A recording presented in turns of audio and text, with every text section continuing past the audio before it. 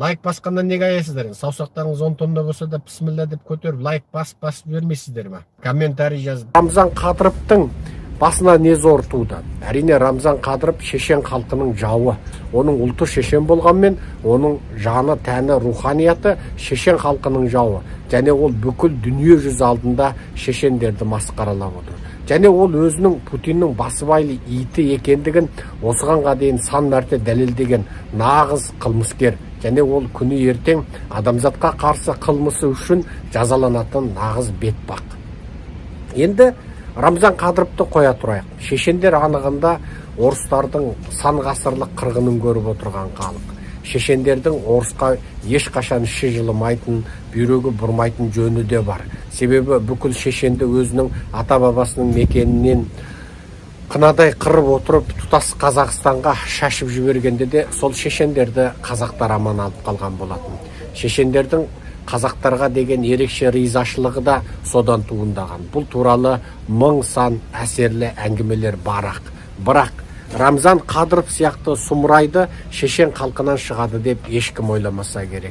Шешеннің тәуелсіздік үшін алдыңғы күрескен, алдыңғы қайраткерлердің барлығы орыс жағынан оққа ұшқаннан кейін, енді мынау Рамзан Қадыровтың өзінің қарақан басының қамы үшін тұтас ұлттық мүддені сатып, енді адамзатқа қарсы қылмыс жасауға ойысқандығы жүректі ауыртады.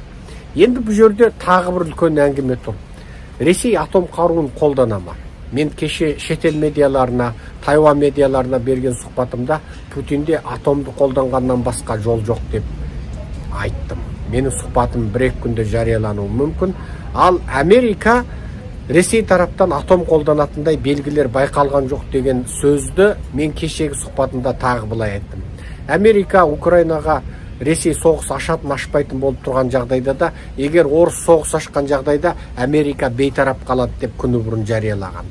Бұл Путиннің соғысты аша түсу туралы құтырықтық ойын одан арман күшейте түсті. Ол ойлады, Америка сол жаңа Обама кезіндегідей Грузияны жаулап алғанда, Қырымды жаулап алғандағыдай Америка бейтарап қалады. Ұзаса 1-2 баспасөз брифингінде Ресейді сындайды, сонымен іс тынады деп ойлады. Бірақ Американың дәл осы соғыста Украинды қару-жарақпен және ақшамен қолдайтын ойлаған жоқ. Қазірге дейін міне $70 миллиард жуық қаржылай көмек және заттық көмек берілген. Ал қару-жарақтың көмегінде қисап жоқ. Енді осының бәрін ойлап отырсақ, Америка тараптан енді Ресейдің атом қаруын қолданатындай белгілері жоқ дегені, тағы да сол Ресейді атом қолданса екен деп Путиннің құтырықтық психологиясын біле отырып, бұл жаңағы міне батыс сеніп отыр, мен атом қолданбайды деп отыр, ендеше мен атом қаруын қолданып қалайын дейтін психологиясын дөп басып отырма деп отырмын. Тіпті егер Ресей атом қаруын қолданған жағдайда, Ресей ешқашан өзін ақтай алмайды. О кезде тұтас Америка, Еуропадан Ресейдің үлкен қаладарын тас-талқан қылатын, Ресейді алдағы 200-300 жыл бойы есін жия алмастай күл-талқан қылып ойрандайтын соғыс басталуы мүмкін. Бұл міне Элон Маск пен жаңағы Дональд Трамптың 3-ші дүниежүзілік соғысы атом соғысы болуы мүмкін деп уайымдаса, уайымдайтындай ақ қисыны бар екенінің бір көрінісі осы. Енді Қытайдың өзі Тайваньды жаулап аламын деп тура қаруын кезеп, қылышын қайрап, тілін жалақтатып отыр. Ал Ресей міне бүкіл дүние жүзіне атом соғысының үрейін тудырып ол отыр. Енді дәл осындай сәтте Америкаға айтпекші.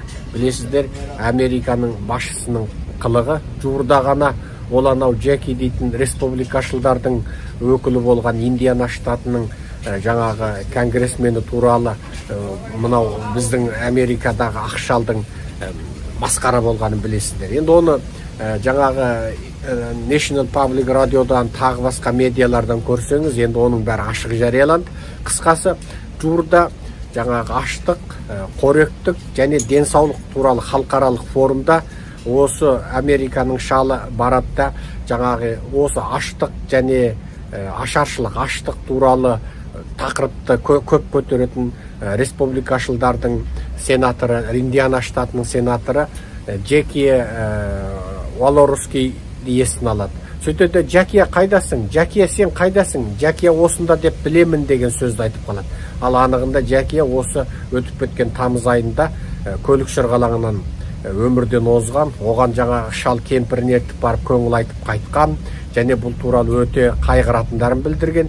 Енді сол жиналыста сол тақырыпты үнемі көтеретін сенаторды еске алып, жәке қайдасың, сен осындасың ба деген сөзі бүкіл дүние жүзіне бұл шал алжыды ма, алжымады ма, не болып қалды деп жаңағы бір қысқасы көңілдеріне бір күдік алады. Енді шалдың жақтастары, шал жаңағы аштық мәселесінде сол аштық тақырыбын көп көтеретін сенаторды есіне алып, сен осындасың ба деу арқылы оны жаңағы есіне алды деп ақтап сөйткенмен, бұл шалдың бұдан бұрын кәдімгі көрінбейтін адаммен, ауадағы адаммен амандасып, қолын созып, кәдімгідей күбір етіп, онымен сөйлескенін жұрттың бәрі біледі. Шалдың бұндай көп қылығы бар. Анау Канадаға ма қай жерге барған кезінде Канададағы біреудің бір кемпірін, жаңа келіншегін ба, өзінің кемпірі екен деп қолтықтап алып жүріп кеткені, оның да бұлай бір әбіржіп қиналып қалғанда, шалдың да сондай бір қисынсыз қылықтары бар. Енді өз кемпірі екен деп басқа біреудің кемпірін қолтықтап кетіп,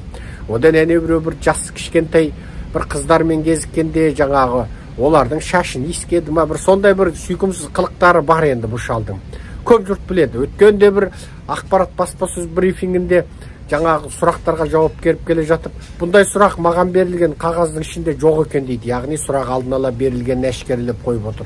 Тағы бірінде маған осындай жауап беріңдер деп айтты ғой аналар деп қояды. Қысқасы біздің шал енді қалт-құлт етіп әрең жүр.